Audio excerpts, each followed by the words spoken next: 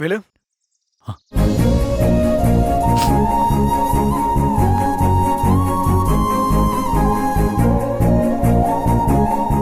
என்ன மன்னிச்சிடு வேலு. சக்தி உன்னை டிவோர்ஸ் பண்ண விஷயம் எனக்கு நிஜமாவே தெரியாது. இத பத்தி அவங்க வீட்ல யாருமே என்கிட்ட சொல்லல. தெரிஞ்சிருந்தா கண்டிப்பா நான் தடுத்திருப்பேன். சக்தி ஏன் இப்படி ஒரு முடிவை எடுத்தான்னு எனக்கு தெரியல. நான் ஜெயில இருக்கும்போது சக்தி லாயர் அனுப்பி டிவோர்ஸ் பேப்பர்ல என்கிட்ட கையெழுத்து கேட்டா. நான் ஏதோ அவ கோவத்தில் இருக்கான்னு நினைச்சு கையெழுத்து போட்டு கொடுத்தேன். அவ டிவோர்ஸ் கேட்டு கோர்ட்டுக்கு போக மாட்டான்னு நம்பிக்கையா இருந்தேன். ஆனா அவ டிவோர்ஸ் வாங்கிட்டான்னு நினைக்கும் போது அதை என்னால தாங்கிக்க முடியல சார். நான் யாருக்காக வாழணும்னு இத்தனை வருஷமா காத்திருந்தனோ அந்த காத்திருப்புக்கு ஒரு அர்த்தமே இல்லாம போச்சு. இனிமே நான் யாருக்காக வாழணும்னு என் மனசே என்ன கேள்வி கேட்டுட்டு இருக்கு.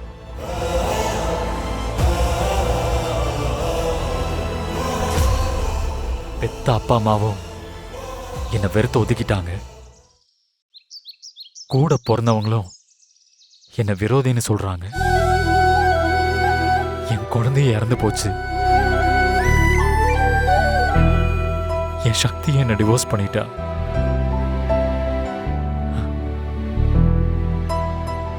இனிமே நான் யாருக்காக எதுக்காக சார் வாழணும்? செத்து போயிடுறேன் சார். வேலு, ஏன் இப்படி எல்லாம் பேசுற? உனக்கு யாரும் இல்ல ஏன் நினைக்கிற? நான் இல்லையா? முதல்ல இப்படி யோசிக்காதப்பா. கண்டிப்பா ஒரு நாள் சக்தி உன்னை புரிஞ்சுப்பா. நீ அவளும் சேர்ற காலம் கண்டிப்பா வரும்பா. சக்தி எனக்கு திரும்ப கிடைக்க மாட்டா சார். என் கூட வாழக்கூடாதுன்னு சொல்லிதான் டிவோர்ஸ் வாங்கியிருக்கா. அவளை பத்தி எனக்கு தெரியும் சார். ஒரு முடிவெடுத்துட்டு அதில் உறுதியா இருப்பா. அவ என்னை மன்னிச்சு ஏத்துக்க மாட்டா சார்.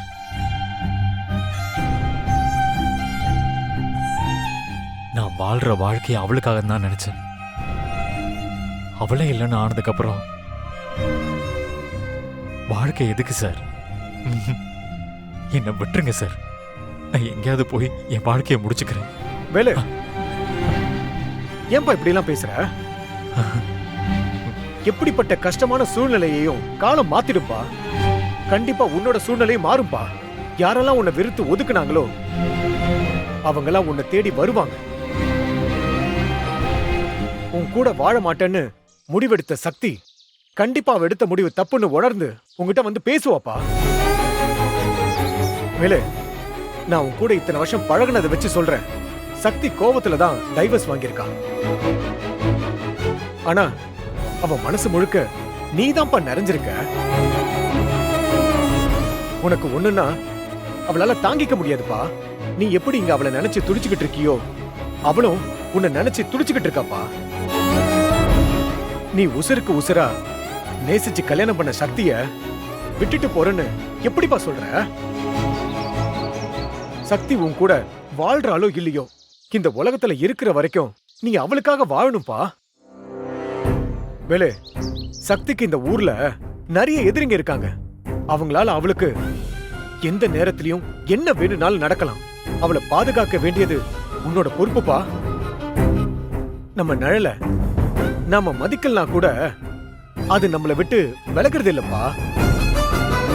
அதே மாதிரி நீ எப்பவும் சக்தி கூட தான்ப்பா இருக்கணும். அவளை பிரியக்கூடாது.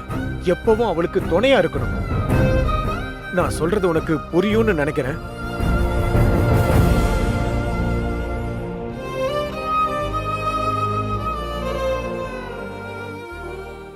வாவேலு, போலாம். தனிமை ஒரு மனுஷனை சில நேரத்துல தப்பா யோசிக்க வச்சிரும். தனியா இருக்காதப்பா, என் கூட வா.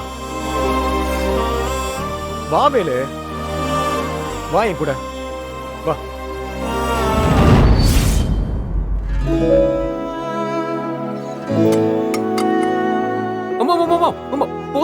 ஒரே போதுமா ஒரு இட்லி அம்மா, சாப்பிடுப்பா. ஸ்கூல் டைம் ஆச்சுமா போதுமா சரிம்மா நான் கிளம்புறேன் ம்? ஒரு நிமிஷம்ப்பா, இரு வரேன். அம்மா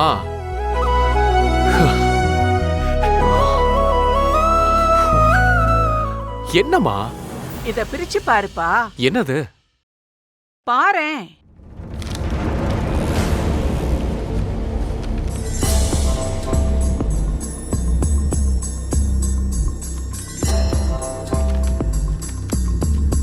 என்னம்மா எல்லாமே பொண்ணுங்க போட்டோவா இருக்கு ஆமா, நேத்து கல்யாண புரோக்கர் வந்திருந்தாரு. அவர் தான் இந்த போட்டோ எல்லாம் கொடுத்துட்டு போனாரு. உனக்கு எந்த பொண்ணை பிடிச்சிருக்குன்னு சொன்னாலும் அவர் உடனே பேசி முடிச்சிடுறேன்னு சொல்லிட்டாரு. நான் இப்ப உங்களை பொண்ணு பார்க்க சொன்னா ஏன் நீ சொல்லிதான் நான் பார்க்கணுமா? அதான் உனக்கு கல்யாண வயசு வந்துருச்சுல்ல. உன் வயசு பசங்கள்லாம் கல்யாணம் பண்ணி குழந்தை குட்டின்னு பெத்துட்டாங்க. நீ பாட்டுக்கு அப்படியே இருந்தா ஊர்ல இருக்கிறவங்க என்னதான் கேள்வி கேட்பாங்க?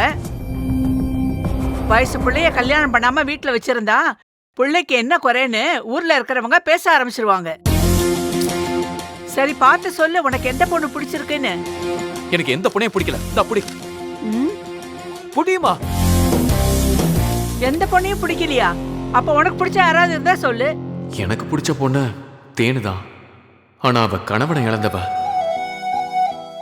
அவளை நீ ஏத்துப்பியான்னு எனக்கு தெரியலையே. என்னடா யோசிச்சுட்டே இருக்க? ஒன்றும் இல்லை. நான் எந்த பொண்ணை சொன்னாலும் கல்யாணம் பண்ணி வைப்பியா? அதுக்காக எந்த பொண்ணை சொன்னாலும் கட்டி வைக்க மாட்டேன். எனக்கு பிடிச்சிருக்கணும், இந்த குடும்பத்துக்கும் பொருத்தமா இருக்கணும். மா கண்டிப்பா உனக்கு பிடிக்கும். நம்ம குடும்பத்துக்கும் பொருத்தமா இருப்பா. அப்ப யாருன்னு சொல்லு. முதல்ல அந்த பொண்ணுக்கு என்ன பிடிச்சிருக்கான்னு நான் தெரிஞ்சுக்கணும். கொஞ்சம் டைம் கொடு. அதை தெரிஞ்சுக்கிட்டு நான் வந்து உன்கிட்ட சொல்றேன். அப்புறம் நீ முறையா போயிட்டு பொண்ணு கேளு. ஓகே? அப்ப நீ அந்த பொண்ணை லவ் பண்றியாடா? லவ்னும் சொல்ல முடியாது, லவ் இல்லன்னு சொல்ல முடியாது.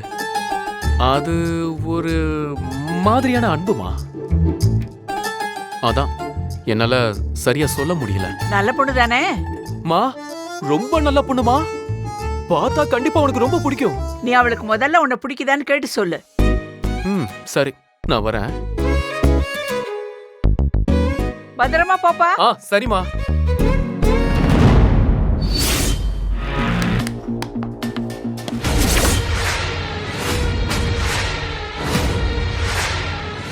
Hi, Dad.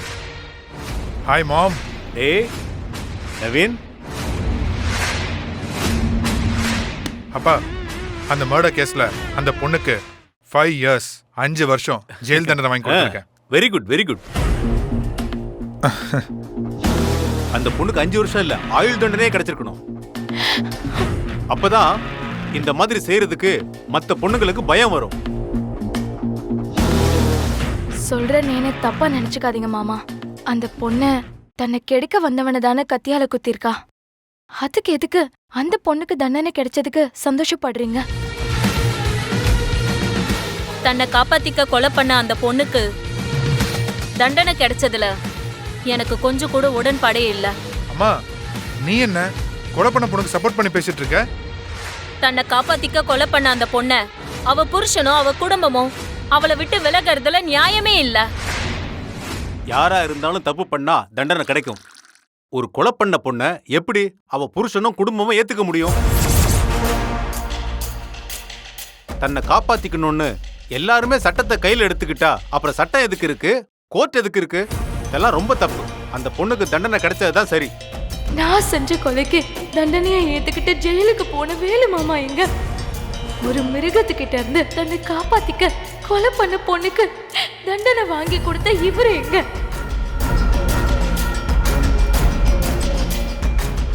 இவங்களோட ஒப்பிட்டு பார்க்கும்போது நீங்க எனக்கு கடவுளா தெரியுறீங்க மாமா.